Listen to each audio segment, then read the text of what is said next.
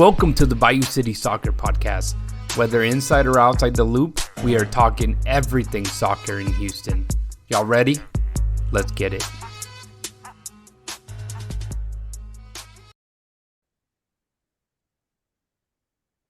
Houston, welcome to another episode of the Bayou City Soccer Podcast. My name is Rudy Segura, and like every week, I am joined by Cristian Putalias. ¿Qué pasó? I'm not talking to the mic. I'm talking to my headphones, and it feels weird because there's nothing in front of my face. But what's good, everybody? How's it going? Hey, man. And Rodrigo joins us again today. What's up, brother? What's going on? How's everybody doing? Hey, man, we're chilling, man. I actually, for being so late in the day, 9:30, I am really hyper because I'm drinking like a massive. Oh, you can't even see it on the screen. Oh, it disappears. You don't even know what I'm drinking. If you can guess. But no, I went to Whataburger after Remy's practice, and I'm drinking like a Coke, which is hitting like dead on. Probably won't sleep after this. But we're joined also by Joey Stads, man. How you doing, Joey Chabala? I'm doing great. How y'all doing? Man, it was good to finally meet you in person, man. Oh, wonderful. Hopefully you enjoyed your time here, and we'll talk. We'll want to know a little bit more about, how you spend your time here in Houston. But let's get right to it. Let's get to talking about Houston Dynamo 2. Well, Christian, sadly, you don't have to write as much anymore the rest of the season, which is fantastic for you. But, man, those ends up getting eliminated. Really tough match. It seemed pretty ugly, 3-0 at one point. Basically, they were getting slapped around, and then somehow it ended 4-3. So just your thoughts on that match, man. It was the Dynamo dos, they started well, honestly. It was a good 15 minutes. They were, typical Kenny Bundy fashion, putting up pressure, trying to stay, on the half of the opponent, trying to get that turnover. They got a couple of shots here and there, in those first 15 minutes. But Tacoma, they're kind of on a different level, honestly. I mean, when you look at the season that they had, when you look at everything that they have done and the games that they played against the Dynamo, going into that game, I think everybody knew that it was going to be difficult. If I'm not mistaken, I don't think we beat Tacoma this year. We lost him at Tacoma, and we lost at home as well, 2-1 and 2-1. As far as I think my notes say that. So yeah, we have never beaten them, at least this year, and it's always hard to go to the Northwest and kind of play over there, right? The field was also they play in the turf field. It was wet. It was kind of cold, quote unquote. It was like in the mid 60s. So it was like perfect soccer weather, but the field was like super, super fast. And you could see it for both teams. And I think Tacoma, took advantage of that, and literally in the span of like a few minutes, 5 minutes, they scored 2 goals. I think it was like in the 15 or so, and then like in the 20th. So they kind of hit back to back 2-0. Then they got the third one, and everything just kind of looked like it was going downhill for the Dynamo. They kind of regrouped second half. They were looking for that first goal. They got it, and it just kind of seemed like they were kind of trying to get back on the game, but they kept pushing, they kept pressuring, and then Tacoma went ahead, and they got the fourth one. So it was a 4-1 game. We go to the 85th minute, if I'm not mistaken. That's when we get our second goal back. Then right after it, like about a minute and a half later, they get the third goal, and that's where the last about 6-7 minutes of the game, the Dynamo just kept pushing for the equalizer, and they weren't able to find it. They got really close. There was a couple of shots in the last few seconds of the game. There was 3 corner kicks, kind of back to back, but the goalkeeper for Tacoma had really, really good saves, and then Papa wasn't able to put it in the back of the net, and kind of like the last play of the game, and that was that. So it was a weird game because it seemed like everything was lost during that 3-0. Then they were able to kind of come back, and they got a good boost towards the end, but I think it was too late. They ran out of time, and they just got caught flat-footed in those counterattacks.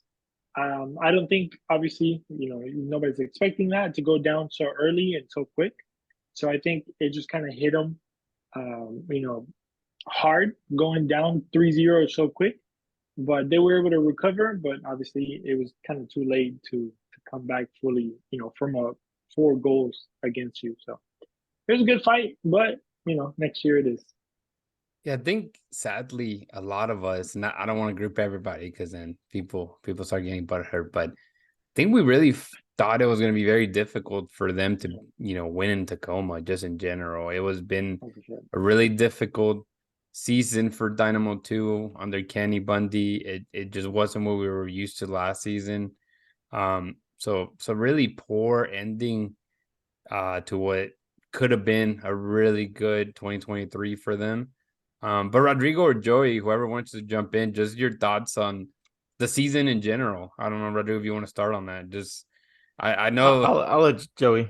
Yeah, well, I was like, because I know we were kind of mentioning the fact that we were like, they made the playoffs. It was a lot of like, barely made the playoffs. Yeah, they barely. But yeah, Joey, I guess your thoughts just on the season overall, or the I think it was a good season. I think it was a better season than last year in a weird way, because I think we established a little more of an identity with the young players. Because last year we really, really were on the backs of Palomino, Maples and Doy. I mean, we still this year too with them, but a little less of that. We had a little more of that, or we had Rios last year too, but a little more relying on some of the younger guys this year, like Sebastian and Soto, and getting Lampman involved and LaFleur. A lot of the under 20 guys really stepped into roles this year, which is something huge for the team for the future. Because really, as much as we love these Maples and Ndoye guys, they're not part of the future. They're there to help the team get over the hurdle and make the playoffs, not to be the future of the first team. So I think it was overall a good season. I think Kenny does a phenomenal job with the team. Yeah, it's definitely been tricky, and I think we've seen more. It's something we've talked about throughout the year. Just more of the first team players being integrated into Dynamo those more than we ever saw last year. Whether it be just people trying to get fit, people trying to get minutes. I think it'll work in some aspects, maybe with players like Andrew Tarbell, that we know how vital he was during the first team's US Open Cup run. But other players, I don't think necessarily were, or benefited a lot themselves probably, but also the team really didn't. Every time we saw a lot of the first team players, the games ended up being lost for whatever reason. Rodrigo, what were you going to add, if anything, to the Dynamo Dos before we basically close it out for the season, man? I mean, you guys basically covered everything, all the bases on how the season went and what we expect from them. So, yeah, let's just close this one out. Yeah, no, I think we'll be I think the important part here is, like Joey mentions, some of the older players like Papa, like Talon Maples, whether they stay for another year, whether they move, maybe to the USL. We don't know. It's difficult for in their age group, I guess, to break into the MLS if they haven't already. So I think we're all rooting for those guys. They're very likable guys, but it's just part of the process whenever you're trying to build an academy or just a pipeline from that, second team to the first team. So it's a little sad to see the way it ended for sure. But I guess I'll just talk a little bit about the Houston Dash. Houston Dash, we know how they ended up firing their coach about a month ago. Oh, what? Sam Leite, who would have guessed? But interim coach Sarah Lowdon ended up taking over. They're currently they've won 2 games out of the 2 matches she's been head coach. We spoke about this in the sense of, are you really pushing for the playoffs when you fire their coach? Whether she was going to be able to push the first team or not.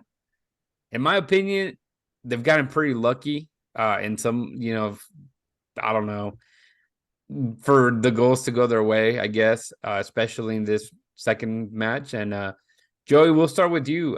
Just on this second match against Gotham. Yeah, I think they got a little more lucky in the last game actually, but either way, I mean, her take on this kind of 5-2-1-2 formation, it's a little ugly, but it's working. I mean, results are results, so I mean, it's hard to really be harsh on it.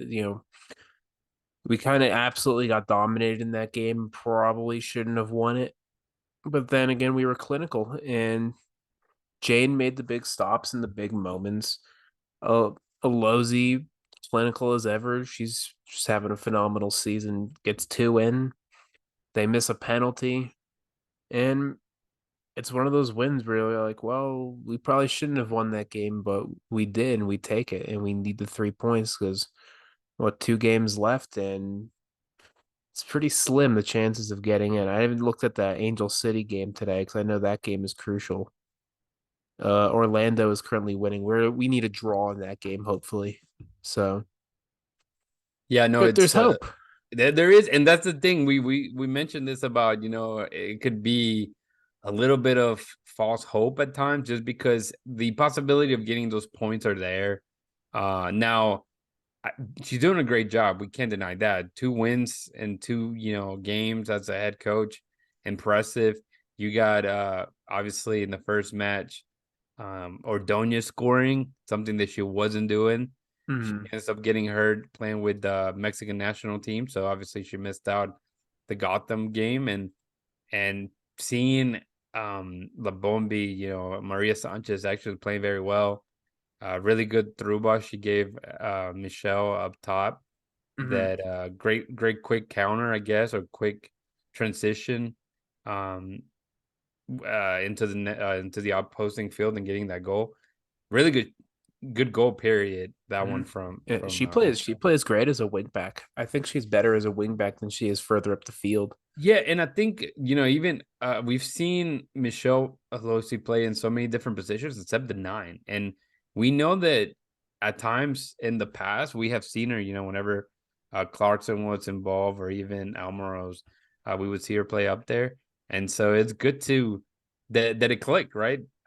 We've mentioned how Maria Sanchez is not going to be your main scorer or your top, your action number 10, but she does have some flair to her, and she can be dangerous in certain positions in the field. So it worked this time. Now they'll be playing at home, like you mentioned, against Angel City. I believe that's on Sunday in Shell Energy Stadium.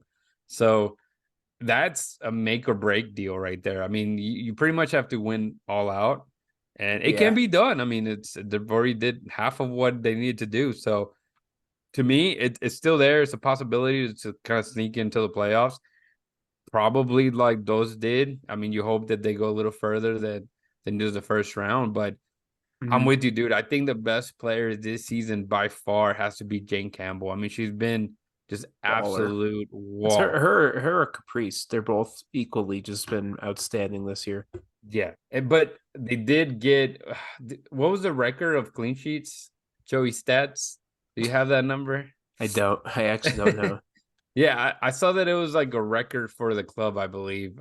We'd ask Theo stats for that one. Yeah, I think it was 10. I thought it was 10, and I don't know why I'm stuck with that number in my head. But I mean, she's been doing fantastic. She kept, the team on It's definitely been 8 for the season. 8? Okay. 8. Yeah. Okay. And so, I mean, she's been doing great, and we know the amount of goals that they didn't really allow throughout the season, and for them to currently have to clean sheets as well and scoring 3 goals, that's pretty impressive. Since Sarah took over, so I'm still don't want to sound like negative Nancy. I just don't understand if this is the way that's going to be. Granted, if it works out, great. We're here to continue to cover the team and support whoever's on it as a coach. But it'd be just interesting to see kind of what happens. Rodrigo, anything you want to add? No, he's like not much. No, I mean, yeah, just looking at the table, there seems some hope as long as they win, 2 games, or whatever's remaining, and then. But the thing is, like same thing with like Dose, same thing with dash, and even some of the same thing with the Dynamo. It's like when you're barely making the playoffs, like you're just relying on like a Hail Mary that you win it. At that point, you haven't been consistent. It's not like somebody that deserves to win it, somebody that has been consistent. But you do get those moments. It's a good one for the little guys sometimes, but overall, in that scenario of a game, you don't want that to happen. But hey, No, you're right. You're right. Hey, you're an Astros fan, man. That's basically what the Astros are doing, man. Scraping into the playoffs. what? Nobody's gonna want to play them in the playoffs. They waited till like the last game to like win that damn division. That's basically where we're at here in this Houston soccer scene currently, man. Dynamo barely sneaking in and obviously getting dropped pretty quickly. Dash trying to make their own case to try to just maybe make it into the final place of the standings that get them into the postseason. I think similar angles here. So, yeah. Completely different. But okay. Oh, man. Good. Hey, I don't know. Baseball's just too long for me. 180 something games. 162. Yeah, 182 games. 162. He's just adding like extra. But no, Christian, anything you want to add? Or no, you're good? All right, man. Let's go to let's talk about the Dynamo winning the US Open Cup. We touched up on it. I think a lot of the conversation was Messi was playing, and Messi did not play. Just your thoughts, man. We'll start with Christian. You've been kind of quiet. Just your thoughts on winning, seeing the Dynamo play very well in the US Open Cup. It should have been, or it was a dominating game. In the first half, I think they had 18 shots to 1 or something like that, and winning 2-0 with a great goal by Griffin Dorsey, and then obviously Bossy scoring from the penalty spot. But just your thoughts on the match, man, in general, and winning it for the Dynamo winning that cup. First of all, you gotta update your background because you're missing some hardware. You're right. I didn't even think about that, man. I need to add another one. And also shout out to Austin for winning their cup. Congratulations. You guys are Copa Teja champions once again, back-to-back champions. Hope you guys celebrate, have a good time. But yeah, the Dynamo won an actual trophy that actually means stuff, that you play for stuff, and it actually gives you a opportunity to go to the Champions Cup, right? And I think that's probably the biggest takeaway. I mean, we have seen this year the Dynamo play a lot better than we have ever seen the Dynamo play. I mean, at least since I follow, Joey has been following forever. You guys also have been following for a little while. But since I started watching the Dynamo, I think this is the best soccer we have seen. At least going back to 2018, where I guess you can kind of say Elis Manotas Kyoto was somewhat of a good tactic or a good game, but it was mostly counterattacking, which it's part of the game. So I guess if it counts, it counts, right? But holding the ball, moving the ball around, letting the ball play. Some have quoted Joga Benito. And it's just go buy that shirt, man. Find it on the website. Check it out, BayouCitySoccer.net. You can buy the merch there. So Joga Benito. I mean, and when you break that down, what does that kind of say, right? Which is holding the ball, moving the ball around, and making the other team kind of run and get it. And I think that's something that has been done. And it's funny because even when you ask the players, like Hector Herrera, I think he said somewhere, I don't know where, so I apologize, but they asked him, about the style of play, how this Dynamo doesn't really have a specific style. You can't really pinpoint, to, just a specific place, number, formation. You could maybe have a formation in mind, but then, depending on who's playing on the field, if Bossy's playing, if Coco's playing, is he going to play out wide? Is he going to play in the middle? Is Dorsey going to play? Are we going to play 3 in the back and have the 2 guys kind of be wing backs and, move forward? And it's just, a bunch of other, different little things that, when Caicedo plays, it's not the same. It's similar to when Arthur plays, but it's different. But it's a good thing, right? Whenever you have Dorsey up top, it's not the same as when you have Thor or Aliyu. Anybody else like how Christian's been going for like 5 minutes and has not answered the question whatsoever? Anybody see that? Bro, no, is what I do. but no, seriously, I guess just your feeling about winning the game, man. I mean, we know the changes. Honestly, that were I don't care. Yeah, it's not that I don't care, but I just feel like I like when teams play good. Yeah, for sure. I think I'd rather play good. I mean, championships are good, right? But I'll add to what you're saying, and I'll throw this to Rodrigo. But yeah, no, you're right. I think this is the best the Dynamo has played and ever. Honestly, I think even in the back-to-back championships in 05 and 06, it wasn't a lot of like tiki-taka, like beautiful soccer. It was a lot of just grit and determination. And, you remember like Ricardo Clark just bashing people's heads, basically. That was the type of game that they would play. It was very physical. Then it's just a different thing happening. And it's great to see a trophy be lifted, especially, the first year of Benoso and Rodrigo. Rodrigo, what? Answer the question, Rodrigo, your thoughts, man. Your thoughts on the final, U.S. Open there Cup was final. really not a question. I didn't answer. I'm like, there was not really a question there. I said I was gonna say something and pivoted your way, so you go with it, man. You fly. Spread your wings, dog. Now, you know what? Obviously, awesome that the Dynamo got to lift the cup.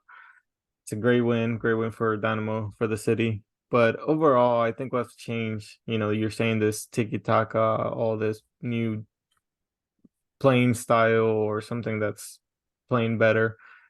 It's not just playing better, it's making better decisions. And I'm sure maybe Joey can, I'm sure there's some stats out there, but I feel like the forced passing has decreased a lot. And if there's a way of measuring how many forced passes we used to do compared to now, I feel that's what changed the game for the Dynamo. I feel like they move the ball smarter. If they can find a through ball, if they can find something that's going to push it forward, they'll rather just swing it around the back and start over.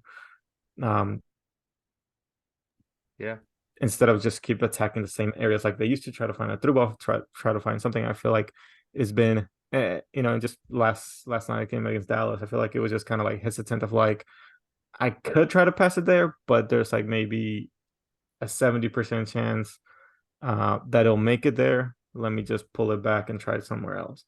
And that's what makes the game a little bit slower in terms of trying to create something. But when they can get it going, and then you see this nice 1-2 wall passing, get it through, hill passes, all that kind of stuff, obviously makes it look beautiful. But I think the main attribute to all that is that they're not forcing any more passes like they used to. I feel like before it was just yes, you can get the ball, a nice through ball, but it was a forced pass, gets intercepted, and nobody will track back. Yeah. And I think that's the biggest thing, that nobody would track back, nobody would pressure. You lose it, and then everybody's just going back or trying to. And I think that's how most of the goals would happen. It was just dumb, losing the ball, quick counter, and trying to give a lot more work to Steve or whoever was in the goal.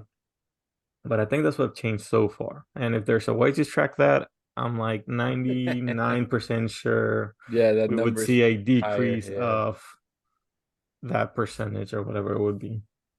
Yeah, I mean, I think you're right, because even Christian, you mentioning the team that won it, in 2018, and obviously the team that went all the way to the semifinal or the conference final, sorry, against Seattle in 2017.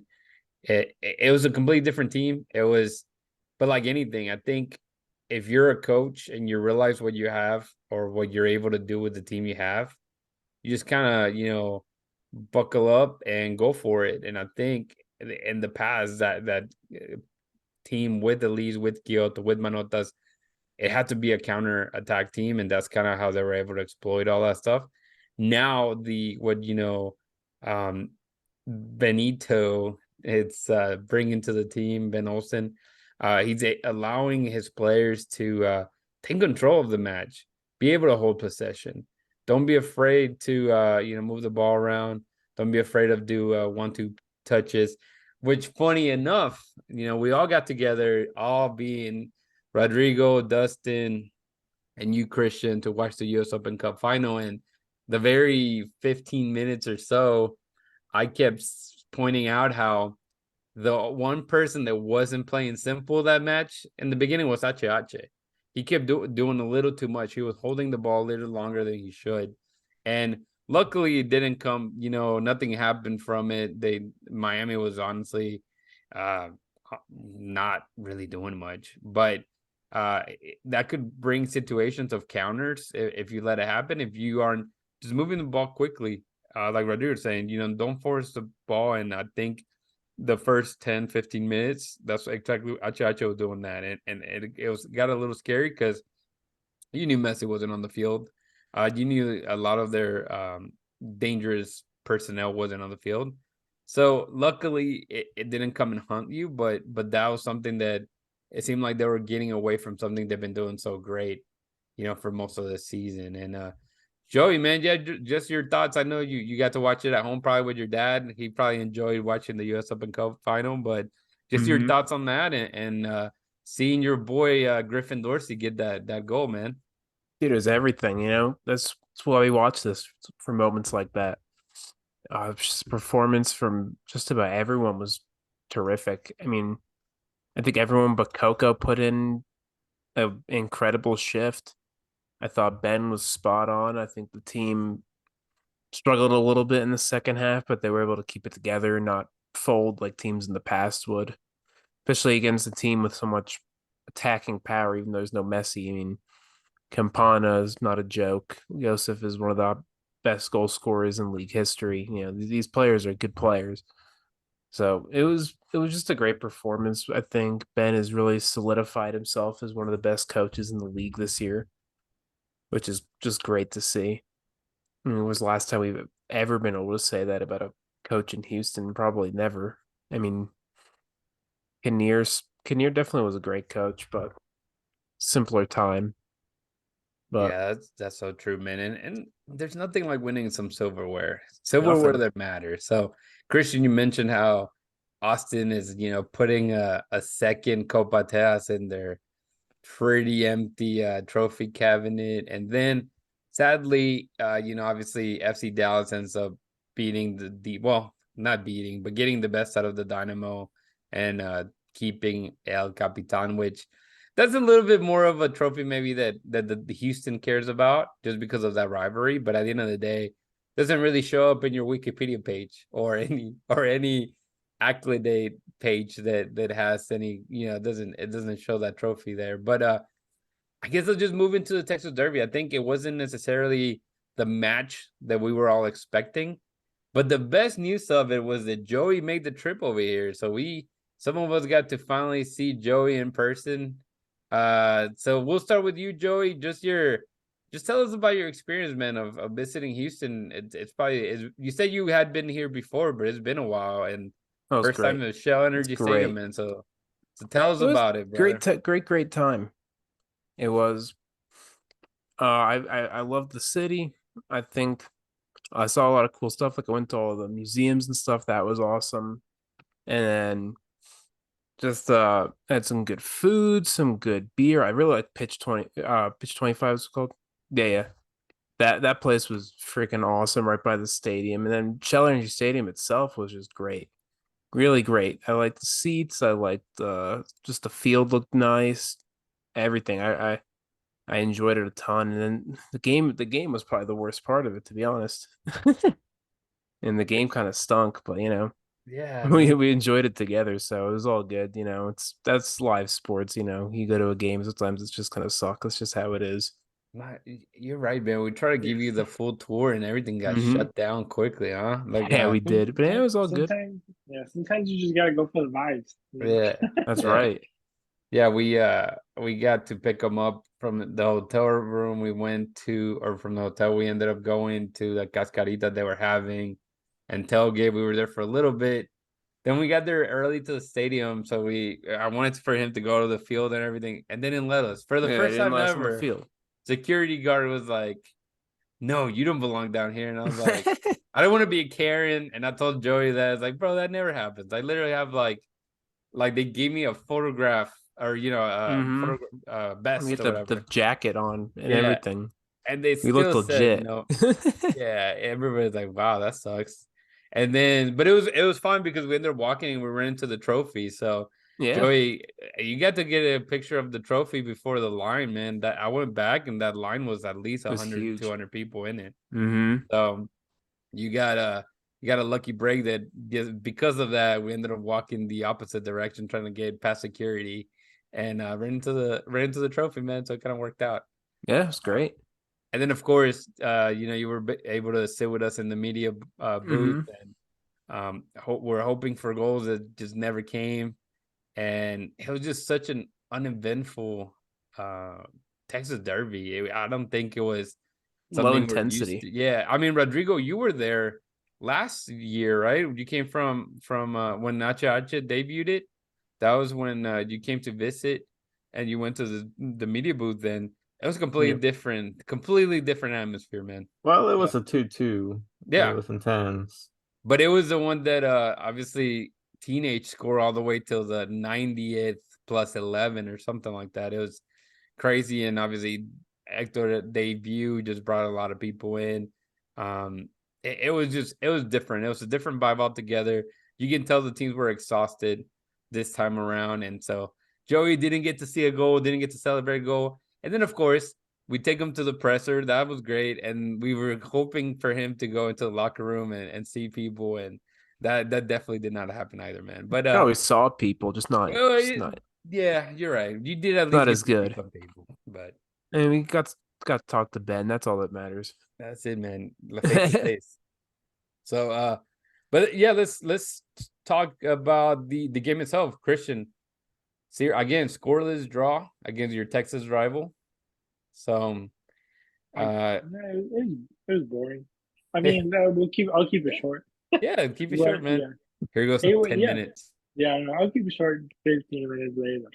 No, but I mean, y'all said it like intensity. It didn't feel like a derby. I mean, the only good thing, honestly, other than like having Joey there and just kind of enjoying the bros and the vibes, I think I shout out to El Batacion and the supporter group for the nice low display that they had for the champions, for the I was gonna say European, for the American champions. So hopefully we'll get a little banner going, the last game of the season. But shout out for the little nice recibimiento, how they say it in Spanish.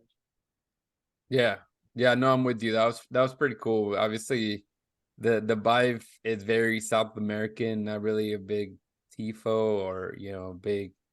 Yeah, but it was great. The tiras and all that stuff. You should have that every game, honestly. Honestly, yeah. It looks.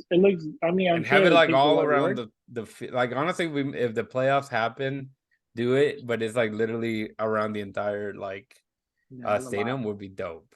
Would be dope. Like you're asking for a lot, but it'd be dope. It'd be dope, man. It would be nice. But Rodrigo, anything you want to add about that match or Joey, the match itself? What you like, what you didn't like. We saw Ben play 3 in the back, something we're not necessarily seen often. And then it wasn't that much of a change in shape, though. True. It was. I mean, Mikel still played pretty wide. It was Smith just played a little more wider than Nelson does because he's not right-footed. So, I mean, it kind of looked like a 5-back at times. It was still the usual, the 3-back with the box midfield and then the right back going forward, left mid and striker. It wasn't that much of a change in shape, but it's different with Smith in there. Yeah, and I was gonna say the only the key piece missing was really Dorsey, right? He was really because that pushes that. I'm gonna be interested to see what they do because I think it was pretty evident in the cup final that they wanted to just keep what they're familiar with and keep the back 4 of Escobar, Mikael, Eric, and Dorsey. So when Dorsey comes back now in teenage, he's looking good. He's looking sharp again. It's going to be interesting to see who drops because you could drop Mikael, you could drop Escobar. Yeah. I don't think they dropped Dorsey because I think when we saw this game, we just lose that little bit of extra attacking flair, extra bit of width. Because Brad Smith, I like the guy, but he kind of stinks.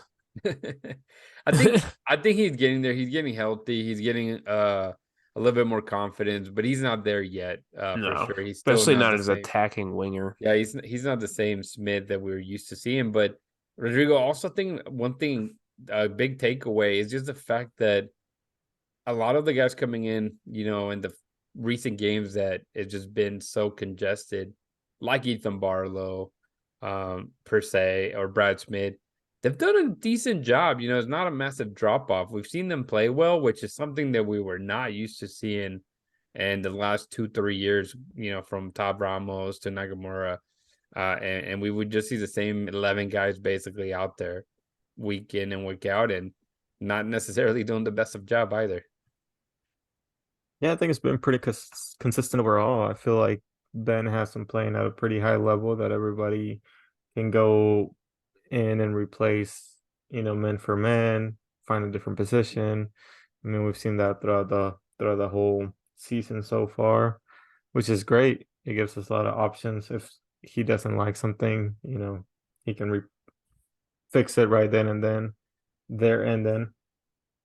A lot of different options, and the guys obviously now they're maybe not before, but now it feels like they're giving their all. They actually want to be out there competing, playing for a starting spot, but at the same time, even if they're not starting, they're going there in that mentality of like, I want to be a starter, and just bringing it back to the Dallas game, I still think it was a good point that we, like you guys are saying, oh, it was boring, it was this and that.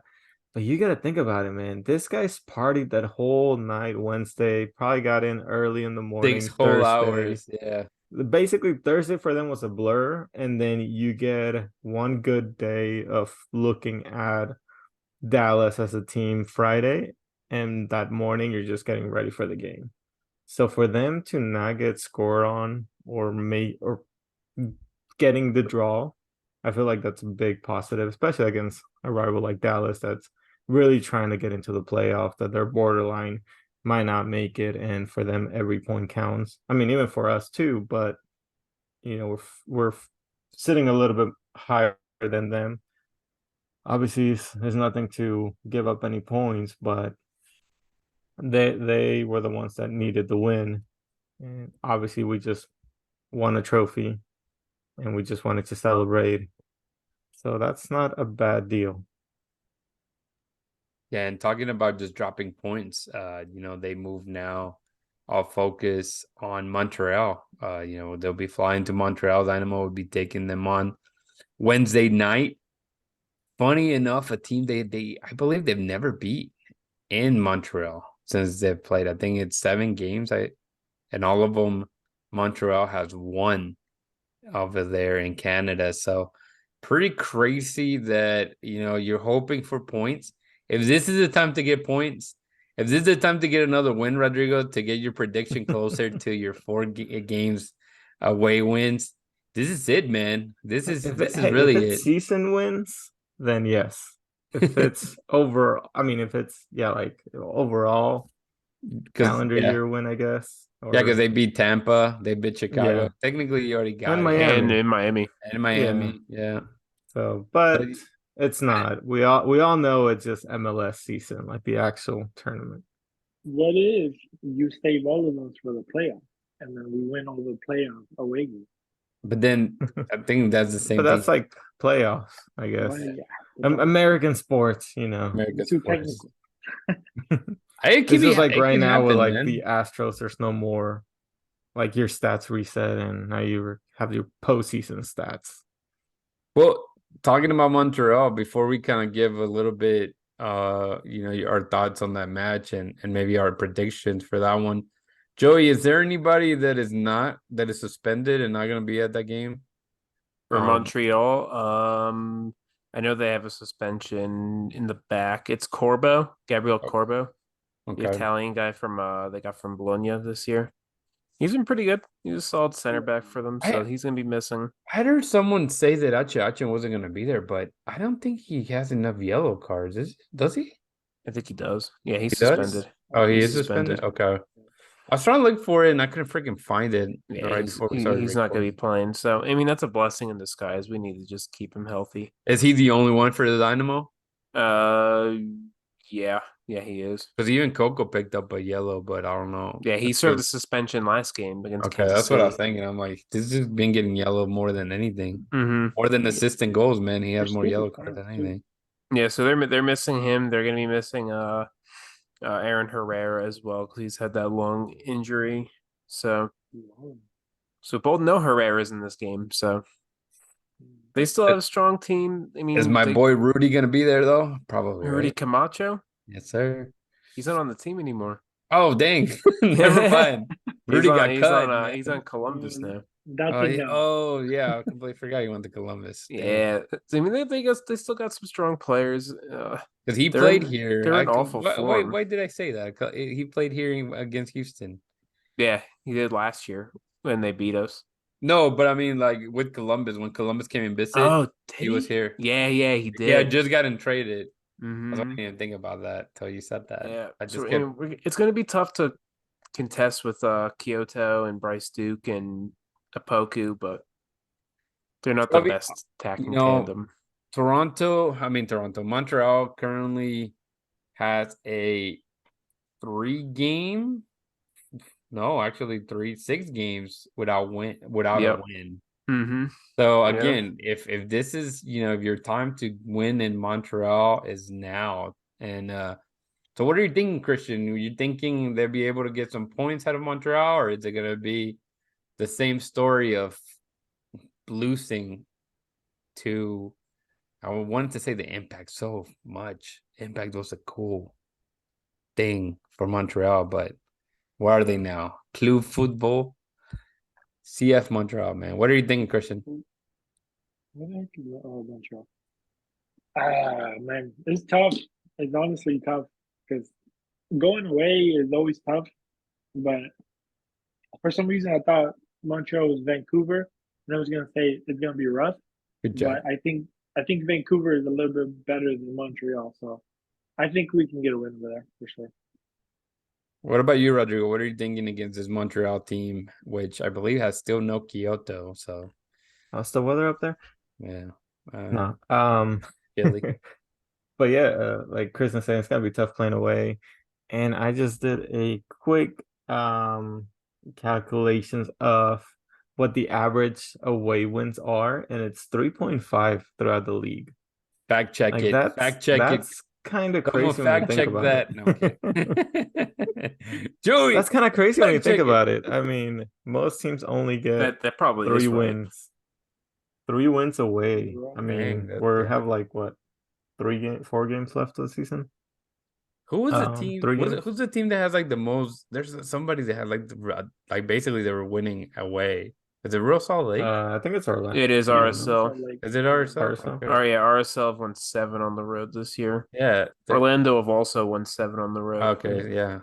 Dang, that's crazy. I mean, there's second place in the East. So makes sense. And Seattle have a pretty good road record as well. Yeah, I think it was crazy is the fact that you see the Eastern Conference and so many teams already clinch a playoff berth, and we're over here in the Western Conference with just St. Louis. Because it's just St. Louis, and obviously LAFC. The East is garbage. LAFC ended up being such frauds. Yeah, but it is true. The East is the top 7, and then it's a hodgepodge of garbage. That's funny.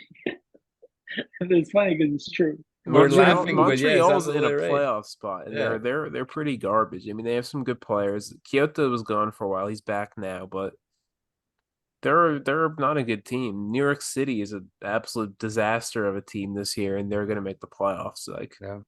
Chicago have been god awful this year too, and they might make the playoffs. They're right there. Miami were on like 20 points like 5 games ago, and they might make the playoffs. So Because Yeah, Miami They still still has. have what, a They still have hope. 16% chance of making it? That's crazy. And Well, because Charlotte still have they a have chance 2 too. games left. Yeah. Toronto's the only one that got eliminated like 2 months ago, man. Yeah, Charlotte's still got a chance. That's That's crazy.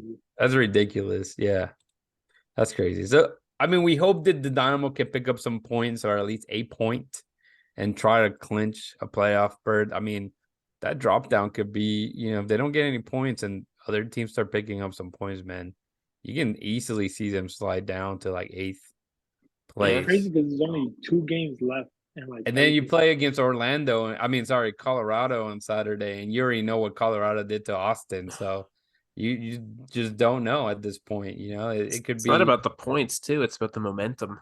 exactly. So who's gonna start getting hot? I mean, it seems the Look at Dynamo over there. Portland. We've really Portland are seen scary. some players like, Portland's picking it up after changing coaches, and you need your main key players.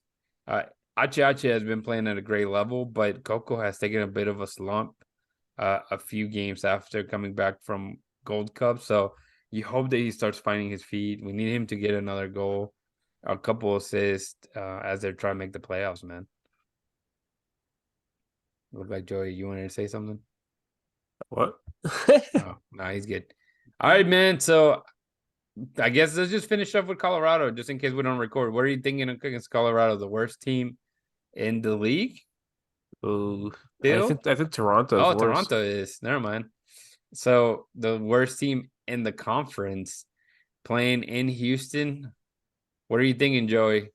I mean, they're just horrible. So if we can't beat them at home, we don't deserve to make it far in the playoffs. It's simple as that. Agreed. They got some good players. I like Rubio.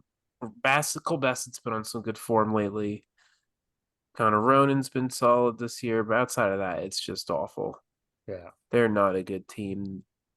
I like Gutman too. How do you feel about bringing Rubio to Houston? Rubio to Houston? I mean, I'd be down for it. He's a little older, but he's a good player. I mean, who you would have to? He plays more of a. He doesn't really play on the wing. No, he's like more of he's more like center forward, second striker. striker. It's like a false 9, maybe. I mean, he would work. He plays as a 10 as well. I don't. He good might is slot he into defensively? Bassey's I'm role. not sure. I don't know if he'll run like you see Sebastian Ferreira. You see what he's doing in Brazil, bro. It's different. Yeah, I think he would slot into Bossy's role all right. And he plays as like a 10, but could play as a striker and out of possession. Yeah, let's talk. Let's before we end this conversation, let's just talk a little bit of give some appreciation to Amin Bossy. That guy's been playing really well. It took him a while to kind of get into it, but man, he is just the guy that initiates all the attacks. I mean, even in that Texas Derby, not 87th, 88th minute, and this fool's running full speed, finding Coco Carrasquillo, who's wide open, and we're going to stop right there because he really should have scored that goal. But but just the way that he is able to open up the field, find players well on the run, and I don't know, he's doing a really good job. I think he had question marks because not a lot of us knew exactly what he could produce, and he wasn't playing like that when he was in the EPL or playing in England. But the guy's been pretty fantastic, Rodrigo. I don't know, how much. I feel like the fans really love him, and I mean, stats have to be there, right? Mr. Posse scoring all kinds of penalties. Right. And at the same time, like the thing that gets me is the language barrier. Like, how do those guys communicate so well on the field, yet throwing out sign language, just make the run kind of thing. But yeah, he's been honestly a key part of our whole game, our whole system so far. Obviously, Ache, Coco, and Basi have a really good team chemistry that they just can find each other at any time. But Basi can hit them PKs if we need them to. And I mean, it's just funny because same topic that we've touched in the past is what we've seen again. Basi just keeps beating, like, Coco, we kind of expect him to play a higher role. And yet again, we saw him play out wide against, Dallas, and he would find himself in open positions and not really do much. So it's a little bit nerve-wracking and a little bit of just if I had hair, I would be pulling it out, man, but I don't. So can't really do that. But Christian, man, I think we've hit pretty much everything we're going to talk about. If you want to add something, feel free. Otherwise, man, tell the people how they can connect with us.